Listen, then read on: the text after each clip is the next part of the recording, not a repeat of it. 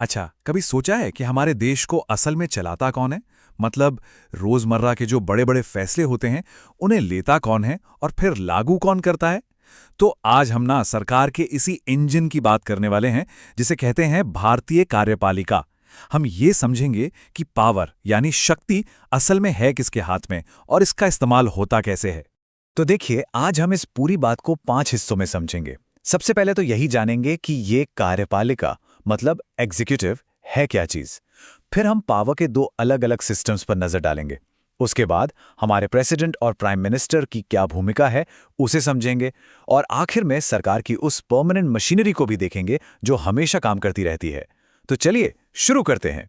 तो सवाल सवाल वही है, आखिर सरकार चलाता कौन है? कोई एक इंसान या फिर एक पूरा का पूरा सिस्टम, एक मशीनरी?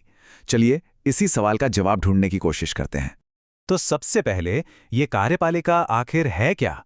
देखिए, इसे ना किसी स्कूल या बड़ी कंपनी के मैनेजमेंट की तरह समझ सकते हैं।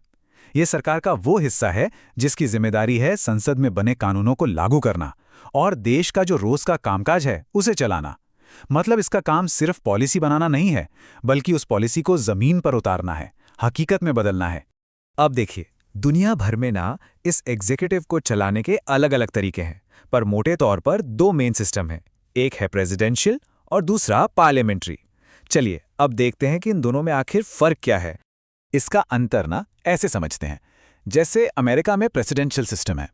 वहां प्रेसिडेंट ही सब कुछ है, हेड ऑफ स्टेट भी और हेड ऑफ गवर्नमेंट भी। और उनकी जवाबदेही सीधे लेजिस्लेचर यानी संसद के प्रति नहीं होती। दूसरी तरफ है भारत का पार्लियामेंट्री सिस्टम। यहां पावर बटी हुई है। प्राइम मिनिस्टर सरकार के मुखिया हैं और प्रेसिडेंट जो हैं वो देश के औपचारिक यानी सेरेमोनियल हेड हैं। और सबसे जरूरी बात यह है कि यहां पर जो एग्जीक्यूटिव है मतलब प्रधानमंत्री और उनकी कैबिनेट, वो सीधे सीधे संसद को जवाबदेह होती है। तो चलिए भारत के इसी पार्लियामेंट्री सिस्टम के पहले बड़े प्लेयर्स से मिलते हैं, हमारे राष्ट्रपति, जो देश के औपचारिक प्रमुख यानी फॉर्मल हेड हैं। तो देखिए, हमारे संविधान के हिसाब से ना राष्ट्रपति का पद सबसे बड़ा है। वो हमारे एग्जीक्यूटिव, लेजिस्लेचर और जुडिशरी तीनों के फॉर्मल हेड हैं। इतना ही नहीं, हमारी तीनों सेनाओं के कमांडर इन चीफ भी वही हैं। हाँ, ये बात सही है कि उनकी ज्यादातर शक्तियां सेरेमोनियल हैं, लेकिन वो देश की एकता का एक बहुत बड़ा प्रतीक हैं और उनकी भूमिका वाकई बहुत महत्वपूर्ण है। लेकिन सवाल ये उठता है कि क्या प्रेसिडेंट सिर्फ एक फॉर्मल हेड हैं? जी नहीं, उनके पास कुछ असली पावर्स भी होती हैं, जिन्हें डिस्क्रिशनरी पावर कहते हैं। इनमें से सबसे बड़ी पावर है वीटो। इसका मतलब यह है कि संसद ने कोई बिल पास किया तो वो उस पर अपनी सहमति रोक सकते हैं। हाँ, मनी बिल को छोड़कर, या फिर वो उस बिल को दोबारा विचार करने के लिए संसद को वापस भी भेज सकते हैं।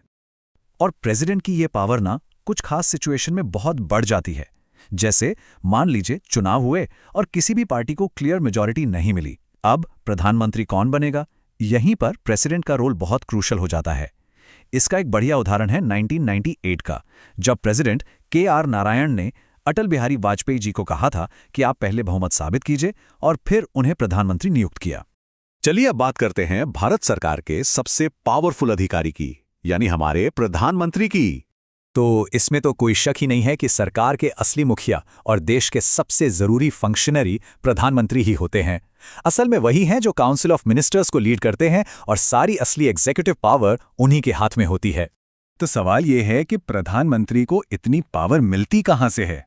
इसका सीधा सा जवाब है लोकसभा में बहुमत के समर्थन से। जिस दिन यह सपोर्ट खत्म, उसी दिन प्रधानमंत्री की कुर्सी भी गई। हमारे पार्लियामेंट्री सिस्टम का यह सबसे बड़ा और बेसिक रूल है। और ये जो कार्टून है ना, ये इसी बात को एकदम सटीक तरीके से दिखाता है। देखिए, नेताजी कह रहे हैं मेरी मुश्किलें खत्म नहीं हुई हैं, मैंने विश्वास मत तो जीत लिया। इसका मतलब क्या है? मतलब ये कि खासकर कोएलिशन यानी गठबंधन सरकारों में एक जरूरी वोट जीतने के बाद भी मेजॉरिटी बनाए रखने का प्रेशर हमेशा बना रहता है। मतलब कुर्सी की पेटी हमेशा कसकर बांधे ही रखनी पड़ती है। तो आखिर प्रधानमंत्री के मुख्य काम क्या क्या हैं?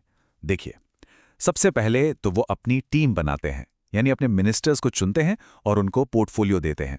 फिर वो प्रेसिडेंट और अपनी कैबिनेट के बीच एक पुल का, एक लिंक का काम करते हैं। और सबसे बड़ी बात, वो सरकार का चेहरा होते हैं जो देश की पॉलिसी और दिशा तय करते हैं। ये कहना गलत नहीं होगा कि सरकार के हर बड़े फैसले पर उनका असर होता है। अच्छा, अभी तक तो हम बात कर रहे थे पॉलिटिकल एग्जीक्यूटिव की, मतलब प्रेसिडेंट, प्राइम मिनिस्टर, मिनिस्टर्स।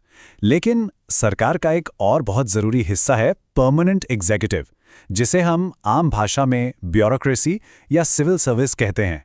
और सच कहें तो यही सरकार का असली इंजन रूम है। तो ये जो परमानेंट एग्जीक्यूटिव हैं, इसमें होते हैं ट्रेन्ड और स्किल्ड सिविल सर्वेंट्स। ये वो लोग हैं जिन्हें हम चुनते नहीं हैं, ये एग्जाम पास करके आते हैं। इनका काम है पॉलिटिकल लीडरशिप, जो भी फैसले लें उन्हें ज़मीनी स्तर पर लागू करना। देखिए, सरकारें तो आती जाती रहती हैं, लेकिन ये जो एडमिनिस्ट्रेटिव मशीनरी है ये बनी रहती है, और इसी वजह से देश के कामकाज में कंटिन्यूटी बनी रहती है। अब भारत में सिविल सर्विसेज का जो स्ट्रक्चर है वो भी कई लेवल्स पर बटा हुआ है। सबसे ऊपर आती हैं ऑल इंडिया सर्विसेज, जैसे आईएएस और आईपीएस।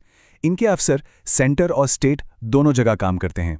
फिर आती हैं सेंट्रल सर्विसेज, जैसे इंडियन फॉरेन सर्विस, जो सिर्फ केंद्र सरकार के लिए काम करती हैं। और फिर होती हैं स्टेट सर्विसेज, जैसे डिप्टी कलेक्टर, जो किसी भी राज्य के एडमिनिस्ट्रेशन की रीढ़ होती हैं।